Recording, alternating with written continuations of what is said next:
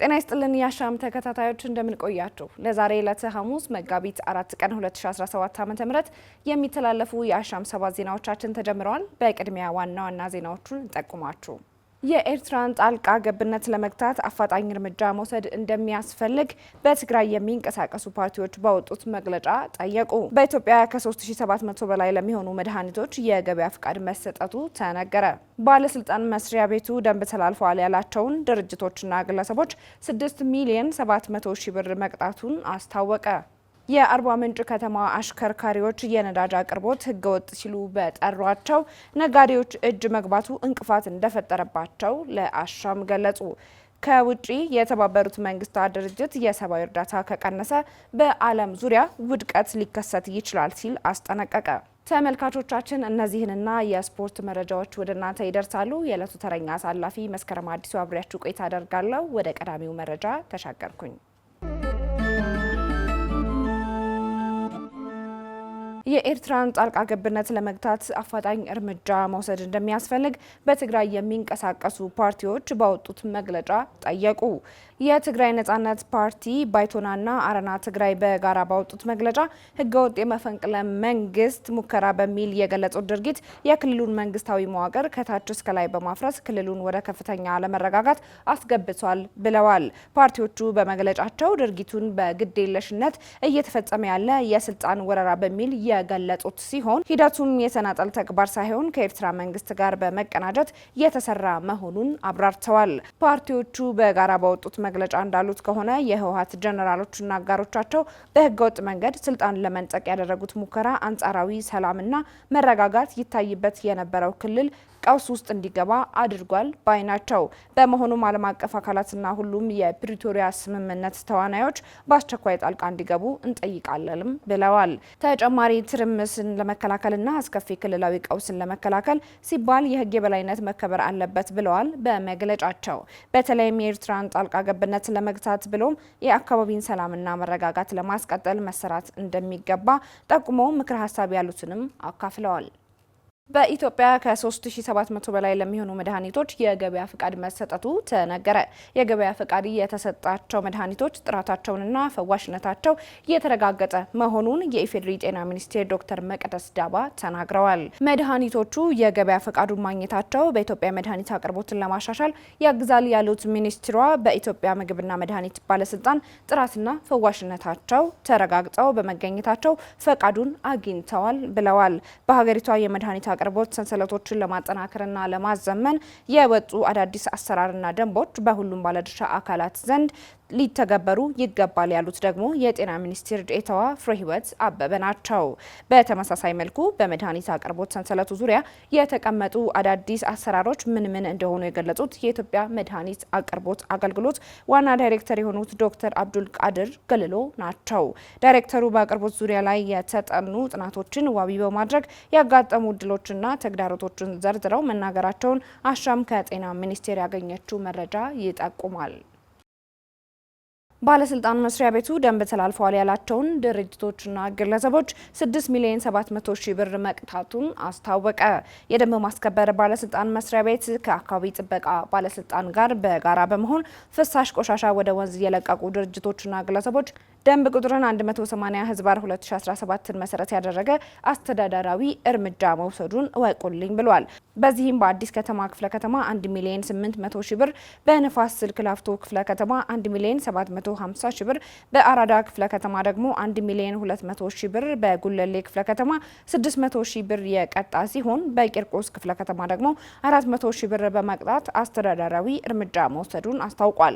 በተመሳሳይ ዜና በቦሌ ክፍለ ከተማ 450 ሺህ ብር፣ በኮልፌ ክፍለ ከተማ 400 ሺህ ብር፣ በልደታ ክፍለ ከተማ ደግሞ 100 ሺህ ብር የቀጣ ሲሆን ባለስልጣኑ በአጠቃላይ 24 ድርጅቶች ላይ እና 3 ግለሰቦች ላይ አስተማሪ ይሆናል ያለውን እርምጃ መውሰዱን ገልጿል። በዚህም በድምሩ 6 ሚሊዮን 700 ሺህ ብር መቅጣቱን አሻም ከባለስልጣን መስሪያ ቤቱ ያገኘችው መረጃ አመላክቷል። የአርባ ምንጭ ከተማ አሽከርካሪዎች የነዳጅ አቅርቦት ህገወጥ ሲሉ በጠሯቸው ነጋዴዎች እጅ መግባቱ እንቅፋት እንደፈጠረባቸው ለአሻም ገለጹ። አሽከርካሪዎቹ ይህን ቢሉም የከተማ ንግድና ገበያ ልማት ጽሕፈት ቤት ለአሻም ማብራሪያ በሰጡበት ምንም አይነት የነዳጅ እጥረት የለም ሲሉ አስታውሶ ህገወጥ የነዳጅ ንግድ ቢሆን ቀንሷል ብለዋል። ተጨማሪ አለን። በኢትዮጵያ በተለያዩ ክልሎች ከነዳጅ እጥረት ጋር በተያያዘ አሽከርካሪዎች ቅሬታቸውን ሲያነሱ የነዳጅ አቅርቦት እጥረትን ለመቅረፍ ደግሞ ባለስልጣን መስሪያ ቤቱ እየሰራ ነው የሚሉትን ጨምሮ አሻም ከዚህ ቀደም መዘገባው ይታወሳል። ይሁን እንጂ አሽከርካሪዎች አሁንም ድረስ ከዚሁ ነዳጅ እጥረት ጋር በተገናኘ ጥያቄዎችን ሲያነሱ ይደመጣሉ። ከዚሁ ጋር ተያይዞ በአርባ ምንጭ ከተማ የሚገኙ አሽከርካሪዎች እንዳሉት በከተማዋ ከፍተኛ የነዳጅ አቅርቦት እንዳለ እንዲሁም ህገወጥ ንግድ በመኖሩ ምክንያት 1 ሊትር ነዳጅ ከ380 ብር እስከ 400 ብር እየገዛ ነው ስራችንን እየሰራን ያለ ነው። ይህም በመሆኑ ለተለያዩ የስራ መስተጓጉሎች እየተዳረገ ነው ሲሉ አሽከርካሪዎች ቅሬታቸውን ለአሻም ነግረዋታል። ከወረዳ ወደ ወረዳ ምናምን አይነት በእንትን ይሄዳል። በደብዳቤ ከከተማው ይቀዳና ወደ ወረዳ ይሄዳል። ስለዚህ ወደ ወረዳ ሲሄድ ደግሞ በደብዳቤ ስለሚሄድ ህገወጥነቱ እዛ ስለሚስፋፋ ከወረዳ እንደገና ተመልሶ ወደ ከተማ በህገወጥ መንገድ ይመጣል። በህገወጥ መንገድ የመጣውን ነው ለባጃጅ ሹፌሮች፣ ለሞተረኞች እና ከአዲስ አበባም ከሐዋሳም አንዳንዴ ለጉብኝት ለሚመጡ አንዳንድ እንግዶች በህገወጥ መልኩ እስከ 1 ሊትር እስከ 370 እስከ 380 ብር እየተሸጠ ያለ። ስለዚህ ህገወጥነቱ ሊስፋፋ የሚችልበት አይነት መንገድ በደብዳቤ ወደ ወረዳዎች ለሚሄዱት አንዳንዴ ደግሞ ለድርጅት ለምሳሌ የግል ክሊኒኮች፣ የትምህርት ተቋማት፣ ባንኮች በደብዳቤ ከማደያዎች ይወስዳሉ። ህጋዊ ሆነው ተጽፎላቸው ደብዳቤ ህጋዊ ሆነው ይወስዳሉ። ግን ከዛ በኋላ ደግሞ አይጠቀሟቸውም። ምክንያቱም መብራት ብዙን ጊዜ ስላለ ከተማ ውስጥ መሸጥ ነው የሚሸጡት። አንደኛ ነገር ሲሸጡ ይጠቀማሉ። ሁለተኛ ደግሞ በጣም በትርፍ ዋጋ በጣም ሃይ በሆነ ዋጋ ነው የሚሸጡት። ማደያ ውስጥ አሁን 104 ብር ነው የሚሸጠው 1 ሊትር። በብላክ ማርኬት ሲሆን ደግሞ እዚህ ከተማ ውስጥ 380 ብር እስከ 400 የሚሸጥበት አይነት አጋጣሚ ነው ያለው። መንግስት አያውቀውም። እነዚህ አሁን ላይ ሙሉ ለሙሉ ጠፍቷል ብሎ ነው እያሰበ ያለው። ህገወጥነቱ ሙሉ ለሙሉ ጠፍቷል ብሎ ነው ያሰበው። ግን አሁን አንድ ባጃጅ በሳምንት ውስጥ ምናልባት እንደው ተመዝግቦ ተራው ደርሶ ሊቀዳ የሚችለው አንዴ ነው። እንደው ምናልባት ነው ያም ፕሮባብሊ ወረፋ አለ፣ ምዝገባ ይመዘገባል፣ እየተሰጠው አለ፣ ኩፖን የሚባል ነገር አለ። ስለዚህ በዛ ኩፖን መሰረት ነው እየቀዱ ያሉትና አሁን ላይ ሰርቫይቭ ለማድረግ ፍጹም አስቸጋሪ ነው እየሆነ ያለው። አንደኛ ነገር የቤንዚን አቅርቦት እጥረት አለ። ሲቀጥል ደግሞ ህገወጥነት አሁንም ቀንሷል ይባላል፣ ግን ምንም የቀነሰ ነገር የለም። ሞተረኛ እና ባጃጅም አለ ሞተር አለ፣ ሁለቱም አለን። ግን በጣም ቤንዚን ጉዳይና በጣም አስቸግሮኛል። የራስ ማደያ እስከ ዛሬ ማደያ ገብተን አንቀዳም። ጀብሎ 400 ብር የገዛን 350 የገዛን 400 ነው። 400 የገዛን እንደዛ ያው ምን አለበት ለሽ ነው በጣም ተቸጋግረን ነው። የነዳጅ አቅርቦት የለም። የከተማው በቃ ጉቦ ገንዘብ ምናምን ይፈልጋሉ። እዛ የሚሰሩት ማለት ነው። እዛ ተቀጥረው ማደያ ላይ የሚሰሩት አየር ይፈልጋሉ። ባለሀብትን ላይ ያስቀዳሉ። በጣም እንትን ነው። በቃ ነዳጅ በኩል መጣ። በጣም የራሱ የሆነ ታም ላይ ወጣቱ ራሱ የሆነ እንትን ሊል በጣም ላይ እንትን ተብሎ ነበር። ራሱ በጣም 40 ምንጫን መረበሽ ፈልጎ ነበር። እንደምንም አድርጎ ድንግል ሁለት ቦታ ነው አንድ ቦታ መጣ። ከዛ በኋላ አሁን ይበለም ራሱ ሲጀምር አሁን እና ከጀብሎ ጋር ነው። አሁን ጀብሎ እነሱ መጀመሪያ ያስቀዳሉ። ጀብሎ ምቀዱት ያስቀዳሉ እና ያስቀዱም የጀብሎቹ ማታ ይቀዳሉ እና ደግሞ አሁን ብንቆም የለም ይላሉ። አልቋል ይላሉ። ያለ አልቋል እና ማታ የጀብሎ ይቀዳሉ። ስለዚህ የለም እዚህ ላይ የለም ጀብሎ አሁን አጅብ ይሸጣል። ጀብሎን ያሞላን የለነደን የቀዳን። አሽከርካሪዎቹ እንዳሉት ነዳጅ ለተጠቃሚው በአግባቡ እንዲደርስ ለአርባ ምንጭ ከተማ ንግድ ቢሮ ቅሬታችንን ብናቀርብም በቂ ምላሽ አላገኘንም። ቢሮውም እየተቆጣጠርኩ ነው የሚል ምላሽ ቢሰጥም በዚህ ህገወጥ የነዳጅ ንግድ ውስጥ የህግ አካላትም እየተባበሩ መሆናቸውን ችግሩ እንዲባባስ እንዳደረገው ይናገራሉ። ለአንድ ግለሰብ ብር ይሰጡና ግለሰቡ ሞተርና ብር ይሰጣቸዋል። ቀርተው ያመጣሉ። የቀዱበትን የሆነ ኮሚሽን ይወስዳሉ ማለት ነው። በእንደዚህ አይነት አሰራር ነው እየሄዱ ያሉት። አሁን ላይ ህገወጥነቱ እያስፋፉ ያሉት ራሳቸው አካላቶች ናቸው። ስለዚህ እነሱ ላይ እርምጃ ተወስዷል። ማንም እንትን አለ ምናምን የሚባል ነገር አሁንም አልቀረም። ከተማ ውስጥ እያየን ያለነው ነገር ነው። ቅሬታ ከአንድም ሁለቴም ብዙ ጊዜ ነው የምናቀርበው እኛ። ግን ያንን ቅሬታ ከጉዳዩ የሚቆጥር አካል የለም። በዛ ነው የሚሰራ ከማደያ አውጥቶ ይሸጣሉ። ውጭ ላይ ህጋወጥ የሚባለው ነገር እሱ ተጠቀም ነው አለንና 400 ብር ሁሉም ያውቃሉ። በቃ ምን ታደርጋለች? በገንዘብ እንትን ይላሉ እነሱ ይዞ ነው ቀርቶ አውጥቶ ውጭ ላይ የሚሸጡት ያውጣቱ ማለት ነው። በዛ ገድ መጣውን በጣም እንትን ነው አይና አክል በተጠቃሚው በኩል የተነሳውን ቅሬታ መነሻ በማድረግ አሻም የአርባ ምንጭ ከተማ የንግድና ገበያ ልማት ቢሮን ኃላፊ ተመስገን ሰይድን አነጋግራለች። ኃላፊው ለአሻም በሰጧት ማብራሪያ አሽከርካሪዎቹ ካነሱት ቅሬታ በተቃራኒው ተናግረዋል። በዚህም በተባለው አይነት የነዳጅ እጥረት በአርባ ምንጭ ከተማ የለም፣ ያለው የነዳጅ አቅርቦት በቂና ለተጠቃሚው ህብረተሰብ በአግባቡ እየተዳረሰ ነው ሲሉ ቅሬታውን እንደማይቀበሉት ገልጸዋል። ህገወጥ ንግድም ቢሆን ቀንሷል ሲሉ አክለዋል። ምን መሰለሽ አሁን ህገወጥ ባለው ነገር ሙሉ በሙሉ ጠፍቷል ባንልም ጠፍቷል። ከተማው ላይ ደግሞ በኮፖን ምናምን ስለተጀመረ እያንዳንዱ ማን ምን እንደሆነ ኮፖን ያልያዘ ሰው ማደያ ገብቶ አይቀዳም። አሁን ይሄ ህገወጥ ምናምን ይመስለናል። በኮፖን የቀዱ ሰዎች አንዳንዴ ያልደረሳቸው ምናምን ሰዎችን ከራሳቸው የሚተባበሩትን ሊሆን ይሆናል። እኛ በኩልም አሁን በቃ ጥሩ ነው የሚል እንትን ላይ ነን ያለነው። ነው ምንድነው መሰለሽ አሁን በየ3 ቀኑ በየ5 ቀኑ ነው እንደዚህ እንደሚሉት እና የተለያዩ እንትኖች አሉ። ግን ምንድነው ከቀዱ በኋላ ወስዶ የሚያቀባብሉት ናቸው እንደዚህ አይነት የሆነ ጋጠወጥ እንትን የሚያወሩት እንጂ ትክክለኛው ምንድነው ከቀዱ በኋላ ወስደው ወደ ሌላ የሚያስተላልፉት ናቸው። የለም ቤንዚን የለም ብሎ በሶስተኛ ቀን ተመልሶ የሚመጡት ለእንዲህ አይነቱ ደግሞ ይሄ ወንጀል ነው። ሲጀመርም ከራሱ ቀርቶ ለሌላው እንትን የሚሉት እነሱ እንትን ነው ያ ነው። ከዛ ውጪ ያለው ነገር አሁን ላይ ቤንዚን ጥሩ ነው ማለት ምንም ይሄን ያህል እንትን ነው የሚል ነገር የለም። ይሄን ለድሮውን ጆብሎ ምናምን ጠፍቷል። በእርግጥ ከተማችን ላይ አሁን የለም። አዎ አሁን በጣም በቃ ያመጡ እኮ ነው ያመጡ ነው ማደያዎችም ያመጡ እንትን እያሉ ነው። አሁን የተወሰነ 1-2 ማደያዎች ከትላንትና ወዲያ ነው እንትን ያሉት። አሁን ኦልሬዲ ሰሞኑን ይገባል የሚል እንትን አለ እንጂ ምንም የለም የሚባል ነገር አይደለም።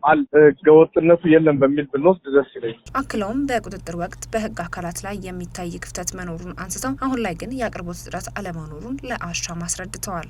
የህግ አካላት ምንድነው መሰለሽ አንዳንዴ የፖሊስ ይመደባል እዛ ቦታ ላይ ፖሊስ ከተመደበ በኋላ ያው አንዳንዴ በእንትን ነው እንትን የሚሉት ያው አንዳንዴ እነሱ ፖሊሶች ፖሊስ ላይ ችግር አለ።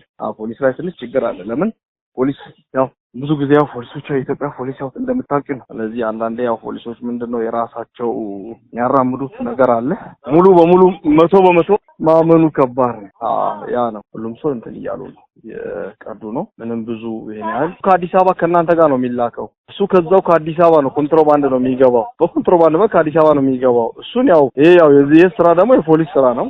ከአዲስ አበባ ነው እሱ ከዛ ተለቆ መጥቶ እዚህ እስኪደርስ ከዛ ገጠሮች ላይ የሚሄደው ከአዲስ አበባ ነው።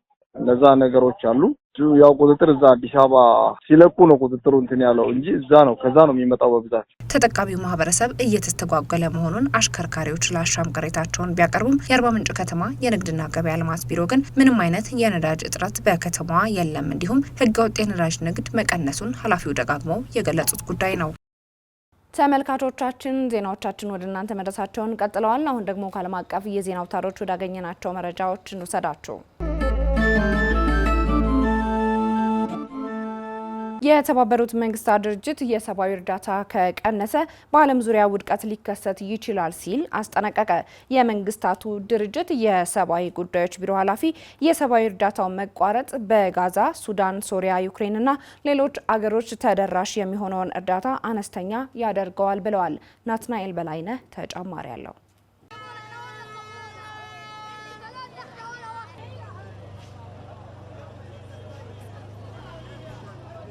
የተባበሩት መንግስታት ድርጅት የሰብአዊ ጉዳዮች ቢሮ ኃላፊ ቶም ፍሌቸር በዓለም ላይ ከ300 ሚሊዮን በላይ ሰዎች እርዳታ ያስፈልጋቸዋል ብለዋል። በቅርቡ ለሰብአዊ እርዳታ ፈንድ መቋረጡ በዓለም አቀፍ ደረጃ በሰብአዊ ተግባራት ላይ እያደረሰ ያለው ችግር ከፍተኛ ነው ብለዋል። የተባበሩት መንግስታት የሰብአዊ ጉዳዮችና የአስቸኳይ ጊዜ እርዳታ አስተባባሪ ዋና ጸሐፊ ፍሌቸር በኒውዮርክ በሚገኘው የተባበሩት መንግስታት ዋና መስሪያ ቤት በሰጡት መግለጫ ላይ ብዙዎች ይሞታሉ፣ ምክንያቱም የእርዳታ ምንጩ እየደረቀ ነው ሲሉ ተደምጠዋል። And across the humanitarian community, programs are being stopped right now. Staff are being let go right now. I think በመላው ዓለም ሰብአዊ ማህበረሰብ ፕሮግራሞች አሁን ላይ እየቆሙ ነው። ሰራተኞቹ እየተለቀቁ ነው። እኔ እንደማስበው 10% መንግስታዊ ያልሆኑ ድርጅቶች ባልደረቦች በየካቲት ወር ውስጥ ከስራ የተባረሩ ናቸው። በተባበሩት መንግስታትም ሆነ በአጋሮቻችን የትኞቹን ህይወት ቅድሚያ ሰጥተን ማዳን እንዳለብን በየቀኑ አስቸጋሪ ውሳኔዎች እየወሰንን ነው። We're making tough choices day to day about which lives we will have to prioritize. ፍሌቸር ባለፈው ወር በጋዛ ስላደረጉት ጉብኝት በተለይ እስራኤል ወደ ሰርጡ በሚገቡ የምግብ፣ የመድኃኒት፣ የነዳጅና ሌሎች እቃዎች ላይ እንደገና እግድ በመጣሏ አቅርቦቶች በፍጥነት እያለቁ ነው በማለት ተናግረዋል። I think when the ceasefire was declared, a lot of people, and I think, to be honest, me included, wondered whether we would deliver the 600-700 trucks a day. በጋዛ የተኩስ አቁም ሲታወጅ በርካቶችን ጨምሮ በቀን 600 የሚደርሱ የእርዳታ መኪኖችን ወደ ጋዛ ማድረስ እንደምንችል አምነናል። ያንን ግን ማድረግ ችለናል። 20 ሺህ እርዳታ መኪኖችን 2 ሚሊዮን ለሚሆኑ ሰዎች ማድረስ ችለናል። የተኩስ አቁሙ ተጽሶም ያንን የእርዳታ ፍሰት ማስቀጠል ችለን ነበር። ከቅርብ ሳምንታት ወዲህ ግን ድንበሮች ለእርዳታ ከተዘጉ በኋላ ያንን ማድረግ አልቻልንም። ከዳርፉር ጀምሮ በበርካታ ግጭት ቀጠናዎች ለመዘዋወር ሞክሬያለሁ። የጋዛ ግን ከሁሉም የተለየ ደረጃ ላይ እየደረሰ ነው። ከጫፍ እስከ ጫፍ ፍርስራሽ ብቻ ነበር። Gaza was on a completely different level. And I drove in through, I'd been in Niros, one of the kibbutz that was hit. የፍሌቸርስ መግለጫ የዩናይትድ ስቴትስ የውጭ ጉዳይ ሚኒስትር ማርኮ ሩቢዮ ዩናይትድ ስቴትስ 83% የሚሆነውን የአሜሪካ ዓለም አቀፍ ልማት ኤጀንሲን ፕሮግራሞች እንደምትሰርዝ ከገለጹ ከጥቂት ቀናት በኋላ የመጣ ነው። የዩናይትድ ስቴትስ የእርዳታ ቅነሳ በጣም ከባድ ቢሆንም ፍሌቸር ሌሎች ሀገራትም የእርዳታ በጀታቸውን እየቀነሱ መሆናቸውን ጠቁመዋል። We have been reliant in recent years, over-reliant on US funding. ላለፉት ዓመታት በአሜሪካ በጀት ላይ ጥገኛ ነበርን። ነገር ግን ለኛ የሚያደርጉትን የገንዘብ እርዳታ ያቆሙት አሜሪካኖች ብቻ አይደሉም። ስለዚህ ለዚህ ነው የሰዎችን ሕይወት ማዳን ያለብን አሁን ባለን ገንዘብ እንጂ ገና ሊኖርን በሚችለው አይደለም የምለው። This is why I say we have to save as many lives as we can with the money that we have, not the money that we would like to have. በሊባኖስ የቀድሞ የእንግሊዝ አምባሳደር የነበሩት ፍሌቸር በተለይ ለየትኞቹ ሀገራት እርዳታ እንደቀነሱ በዝርዝር ባይገልጹም በየካቲት ወር መጨረሻ ላይ ግን ዩናይትድ ኪንግደም ለጦር ኃይሏ የምታወጣውን ወጪ ለመጨመር ማቀዷ ለእርዳታ የምታወጣውን ወጪ እንደምትቀንስ አስታውቃለች ብለዋል። የዩናይትድ ኪንግደም ጠቅላይ ሚኒስትር ኬር ስታርመር እንደተናገሩት ከሆነም መንግስት በ2027 ከጠቅላላ ብሔራዊ ገቢ 0.5 በመቶ የእርዳታ ወጪን ወደ 0.3 በመቶ በመቀነስ በመከላከያ ላይ ኢንቨስትመንታችንን ሙሉ በሙሉ ይደግፋል ማለታቸው ይታወሳል። ባለፈው ዓመት ዳር ወር ላይ የውጭ እርዳታ በጀቱን በ1 ቢሊዮን ዩሮ እንደሚቀንስ የገለጸው የኔዘርላንድ የቀኝ ክንፍ መንግስትን ጨምሮ ሌሎች በርካታ ሀገራት የእርዳታ በጀታቸውን ቀንሰዋል። ፍሌቸር የተባበሩት መንግስታት የሰብአዊ ኤጀንሲ ለተቀነሰ የገንዘብ ድጋፍ ተስፋ የሚሰጠውን ምላሽ በመስጠት ጋዛን ጨምሮ በጣም አስፈላጊ በሆኑ የህይወት አድን ስራዎች ላይ ያተኩራል ብለዋል። ነገር ግን በርካታ ድርጅቶች መዘዙ በስፋት ሊሰማ እንደሚችል እያስጠነቀቁ ይገኛሉ። የጤና ባለሙያዎችና የእርዳታ ድርጅቶች አሜሪካ በብዙ የአፍሪካ ሀገራት ለኤችአይቪ ኤድስ መርሃ ግብሮች የምታደርገውን የገንዘብ ድጋፍ ማቋረጧ በአህጉሪቱ በመቶዎች ለሚቆጠሩ ሰዎች ሞት ምክንያት እንደሚሆንም አስጠንቅቀዋል። ዝርዝር ዘገባውን ስናዘጋጅ አልጀዚራና የተባበሩት መንግስታት ይፋ ድረገጽን በእማኝነት ተጠቅመናል። ተመልካቾቻችን ዜናዎቻችንን ከመቋጨታችን በፊት ዋና ዋና ዜናዎቹን ደግመን እናስታውሳችሁ። የኤርትራን ጣልቃ ገብነት ለመግታት አፋጣኝ እርምጃ መውሰድ እንደሚያስፈልግ በትግራይ የሚንቀሳቀሱ ፓርቲዎች ባወጡት መግለጫ ጠየቁ። በኢትዮጵያ ከ3700 በላይ ለሚሆኑ መድኃኒቶች የገበያ ፍቃድ መሰጠቱ ተነገረ። ባለስልጣን መስሪያ ቤቱ ደንብ ተላልፈዋል ያላቸውን ድርጅቶችና ግለሰቦች 6 ሚሊዮን 700 ሺህ ብር መቅጣቱን አስታወቀ። የአርባ ምንጭ ከተማ አሽከርካሪዎች የነዳጅ አቅርቦት ህገወጥ ሲሉ በጠሯቸው ነጋዴዎች እጅ መግባቱ እንቅፋት እንደፈጠረባቸው ለአሻም ገለጹ። ከውጪ የተባበሩት መንግስታት ድርጅት የሰብአዊ እርዳታ ከቀነሰ በዓለም ዙሪያ ውድቀት ሊከሰት ይችላል ሲል አስጠነቀቀ። ተመልካቾቻችን ከአሻም ቴሌቪዥን ሲተላለፉ የቆዩ የአሻም 7 ዜናዎቻችን በዚሁ ተቋጭተዋል። የዕለቱ ተረኛ አሳላፊ መስከረም አዲሱ አብሬያችሁ ቆይታ አደረግኩኝ። ስለተከታተላችሁን እጅግ አድርገን እናመሰግናለን።